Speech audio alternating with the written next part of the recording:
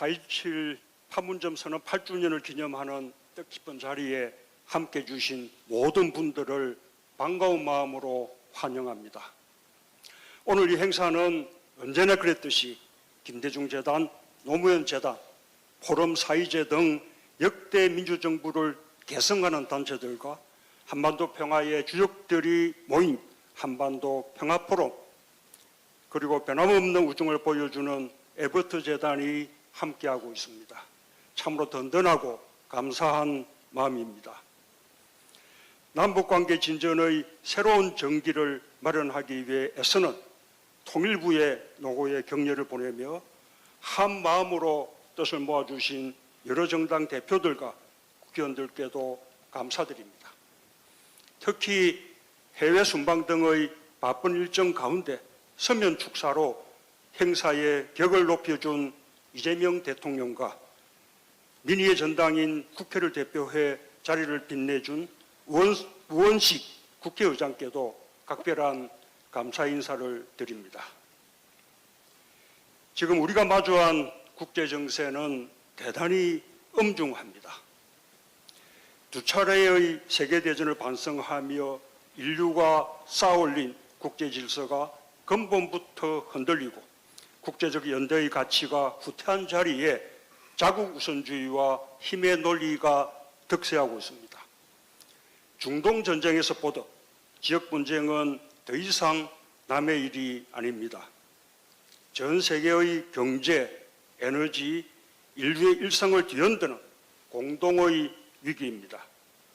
무력은 결코 분쟁의 해답이 될 수 없으며 타인의 평화를 짓밟고서 나의 평화를 지킬 수 없다는 것을 우리는 다시금 확인하고 있습니다. 이제 인류는 평화가 곧 생명이며 평화가 곧 경제란 자명한 진실 앞에 다시 힘을 모아야 합니다. 다자주의의 국제규범을 복원하고 인권과 평화, 공정과 번영의 가치를 향해 전 지구적 연대를 되살려야 할 때입니다. 대한민국은 이제 변화를 뒤따라가는 나라가 아닙니다. 우리는 강함으로 세계를 선도할 수는 없습니다. 하지만 경제와 기술력, 민주주의와 인권, 문화와 평화의 힘으로 세계를 선도할 수 있습니다. 우리는 충분한 역량과 자격을 갖추고 있습니다. 국제규범과 질서가 재편되는 거대한 전환의 시대에 새로운 질서를 선도해 나갈 책임이 우리에게도 있습니다. 특히 평화와 인권이라는 인류의 보편적 가치에 어긋나는 행태에 대해 대한민국은 국제사회에 아니요 라고 분명하게 말할 수 있어야 합니다. 강대국들의 논리에 휩쓸리는 것이 아니라 평화와 인권을 위해 옳은 길을 따르며 우리의 목소리를 낼 수 있어야 합니다. 국제질서의 격변기에 한반도 평화는 동북아뿐 아니라 전 세계의 평화를 위해 더욱 절실하고 중대한 과제가 되었습니다. 한반도는 세계에서 유일하게 남은 분단 국가이면서 강대국들의 패권 경쟁이 가장 치열하게 맞부딪히는 지정학적 요충지입니다. 한반도에서 평화를 정착시키는 일은 그 어느 곳보다 어렵고 험난한 여정일 수밖에 없습니다. 하지만 우리가 그 어려움을 이겨내고 우리 힘으로 한반도의 공정과 평화의 모델을 완성해 나간다면 그것은 균열된 세계 질서를 바로잡고 다시 세우는 거대한 이정표가 될 것입니다. 한반도에서 피어난 평화의 규범이 전 세계 분쟁 해결의 새로운 표준이 되고 희망이 될 수 있을 것입니다. 내외 기분 여러분, 판문점 선언은 남북관계 개선과 군사적 긴장 완화, 전쟁 위험의 실질적 해소와 한반도 평화체제 구축 등을 담은 역사적 선언입니다. 한국 전쟁 이후로 최초로 실천 가능한 군비 통제 합의를 명시함으로써 9.19 남북 군사 합의의 토대가 되었으며 종전선언과 평화협정으로 이어지는 내용을 담고 있습니다. 나아가 동북아 경제 평화 공동체의 원대한 비전을 품고 있습니다. 이 선언은 결코 문재인 정부만의 창작물이 아닙니다. 박정희 정부의 7.4 공동성명, 노태우 정부의 남북기본합의서, 김대중 정부의 6.15 공동선언, 노무현 정부의 14 정상선언까지 역대 정부의 성과와 국민의 염원을 하나로 모은 결실입니다.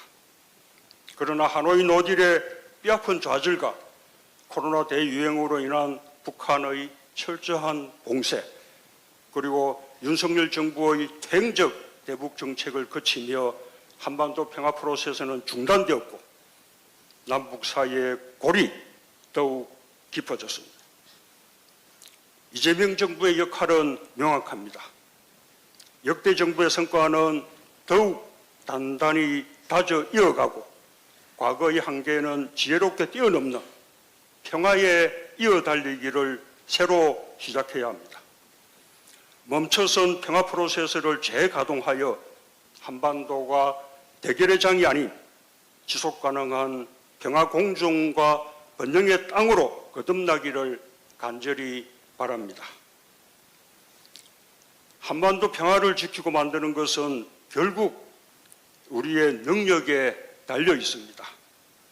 우리는 엄혹한 국제 정세 속에서 냉철하게 현실을 직시하며 위기를 관리하고 어떤 상황에서도 우리 국익을 위해 주체적으로 행동할 수 있는 국가적 능력을 키워나가야 합니다.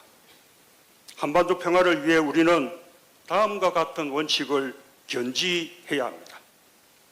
첫째, 누구라도 한반도에서 대한민국의 동의 없이는 무력 사용을 할 수 없다는 원칙을 국제사회에 다시 한번 엄중히 천명해야 합니다. 평화는 결코 타협할 수 없는 우리의 주권적 권리이며 한반도 운명의 주인은 바로 우리 국민입니다. 최근 세계 곳곳에서 예기치 못한 무력 충돌이 빈번하게 발생하며 국제 정세가 매우 불안정합니다.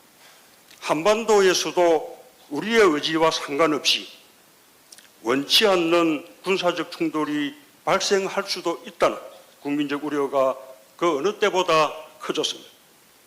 그런 만큼 한반도에서 우리 국민의 뜻에 반하는 그 어떤 형태의 전쟁이나 무력 충돌도 결코 용납할 수 없다는 단호한 의지를 보여야 할 것입니다. 둘째, 자주국방의 원칙을 확고히 세우고 스스로 안보를 책임지는 국방력을 완성해야 합니다. 다른 나라에 의존하거나 기대는 안보는 지속 가능하지 않습니다.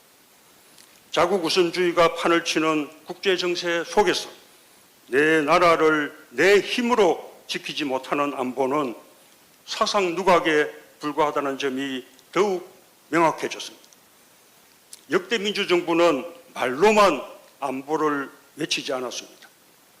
노무현 정부와 문재인 정부는 국방 예산을 획기적으로 정액하고 방위산업을 육성하여 실질적인 자주국방의 토대를 닦았습니다. 그 결과 우리는 세계 5위권의 군사강국으로 도약할 수 있었습니다. 말로만 안보를 외치면서 동맹에만 의존했던 보수정부의 모습과는 확연히 다른 지표로 증명된 진정한 안보 역량이었습니다. 당당한 주권국가로서 또한 자주국방을 위해 군사작전권 전환도 더는 미룰 수 없는 과제입니다. 자주국방과 전시작전권 전환은 결코 동맹의 약화가 아닙니다.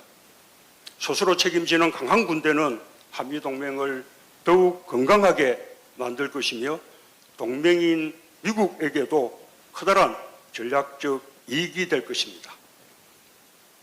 셋째, 전략적 자율성으로 국익 중심의 실용 외교를 펼쳐야 합니다.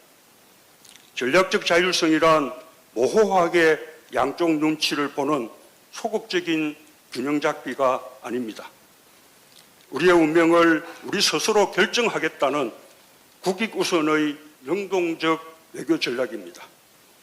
지금 국제 질서의 틀이 흔들리고 전통적인 동맹체제도 변화하고 있습니다. 우리는 한미동맹을 안보동맹을 넘어 평화동맹으로 발전시키면서 경제, 기술, 외교 등 다방면에서 우리 스스로 선택의 폭을 넓히는 실용적인 전략으로 나아가야 합니다. 급변하는 외교 환경 속에서 전략적 자율성은 우리를 지켜주고 국익과 평화를 키우는 가장 강력한 수단이 될 것입니다. 넷째, 한반도 위기관리와 충돌 방지 체계를 시급히 복원해야 합니다. 접경 지역의 우발적 충돌을 방지하기 위해 군 통신선과 한라인을 즉각 복구하고 판문점 채널과 유엔사 실무 접촉 복원 등 최소한의 소통 구조를 되살려야 합니다. 더 나아가 불구 군사 합의를 하루빨리 복원하고 남북이 함께 성실하게 이행하면서 더욱 발전시켜 나가야 합니다. 평화는 협상 테이블 위에 있지 않고 충돌을 예방하는 실천적인 제도와 관행의 축적에서 시작됩니다. 다섯째, 남북관계를 적대에서 이익공유로 과감히 전환해야 합니다. 경제협력이 먼저이고 정치는 다음이라는 김대중 대통령의 통찰은 여전히 유효합니다. 상호 이익이 되는 교류와 협력은 그 자체로 경제적 자산일 뿐 아니라 군사력보다 더 강력한 정쟁 억지력이 됩니다. 북중러의 블록화와 미중 대결 객화로 인해 남북 교류 협력의 여건이 더욱 어려워졌습니다. 이럴 때일수록 남과 북은 서로의 실체를 인정하고 공동의 번영을 도모하는 이익 공유의 길로 담대하게 나아가기 바랍니다. 한반도 운명의 주인으로서 남과 북이 지속 가능한 평화와 성장 속에 공존해 나가는 길이 될 것입니다. 이재명 정부는 한반도 평화 공존 비전을 바탕으로 최대한 인내하며 남북 대화와 교류 협력을 되살리기 위해 선제적이고 진앙적인 조치들을 일관되게 추진하고 있습니다. 이러한 노력은 멈춰버린 한반도 평화의 시계를 다시 돌리는 소중한 동력이 될 것입니다. 2018년 한반도 평화의 봄은 저절로 오지 않았습니다. 한반도는 당시 한국 전쟁 이후 가장 위험한 전쟁의 문턱에 서 있었지만 일관된 원칙으로 북한과 미국을 설득하고 국제사회의 지지를 끌어낸 인내와 노력이 있었기에 마침내 대화와 평화의 문을 열 수 있었습니다. 지금 북한의 반응은 여전히 냉담하고 적대적입니다. 하지만 우리는 알고 있습니다. 이럴 때일수록 인내하며 일관된 길을 걷는다면 대화의 기회는 반드시 다시 찾아올 것입니다.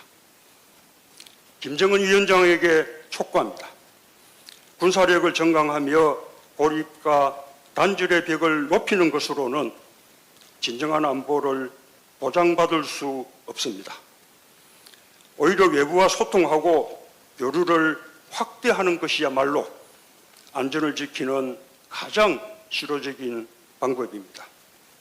김 위원장이 대화의 의지를 보인 트럼프 대통령과 과감하게 마주 앉기 바랍니다. 또한 8년 전처럼 남북관계의 개선을 북미 대화로 나아가는 가교로 삼기 바랍니다. 남북 대화야말로 지금의 교착 상태를 타개할 수 있는 가장 빠르고 안전한 돌파구가 될 것입니다. 김 위원장이 4.27 판문점 회담의 초심으로 돌아가 전향적으로 대화의 문을 열고 이재명 정부와 함께 평화와 번영의 한반도의 꿈을 다시 그려나가며 국제사회의 당당한 일원으로 나아갈 것을 당부합니다. 트럼프 대통령에게도 요청합니다. 세계 곳곳의 분쟁으로 미국과 국제사회의 시선이 분산되어 있지만 한반도 문제는 결코 우선순위에서 밀리거나 방치되어서는 안 될 미국의 핵심 국익이자 세계 평화의 군수령입니다. 북핵 문제 해결과 한반도 평화를 위해서는 외교적 해법 외에 다른 길은 없습니다. 트럼프 대통령이 북한을 다시 대화의 장으로 이끌어내는 특유의 결단력과 지혜를 발휘해 주길 바랍니다. 한반도의 안정을 관리하는 것은 미국의 부담을 줄이고 세계 질서를 평화의 질서로 전환하는 가장 확실한 길입니다. 트럼프 1기에서 미처 맺지 못한 평화의 결실을 트럼프 2기에서 완성하여 역사에 남을 평화의 리더십을 보여주길 기대합니다. 내외 기빈 여러분, 평화 공존을 향한 이재명 정부의 노력이 한반도 평화의 새로운 시대를 여는 역사적 성과로 이어지기 위해서는 무엇보다 국민의 단합된 지지가 중요합니다. 과거 우리는 남북관계 개선의 중대한 고비마다 평화를 위한 노력을 낡은 이념의 잣대로 공격하며 국민을 분열시키는 모습을 숱하게 목격했습니다. 이런 소모적인 정쟁이 우리 사회에 다시는 발붙이지 못하도록 해야 합니다. 이재명 정부가 흔들림 없이 한반도 평화 공존 정책을 추진할 수 있도록 우리 모두가 든든한 버팀목이 됩시다. 정부가 뒤를 돌아보았을 때 평화를 향한 국민의 단단한 지지가 무엇보다 가장 큰 힘이 될 것입니다. 감사합니다.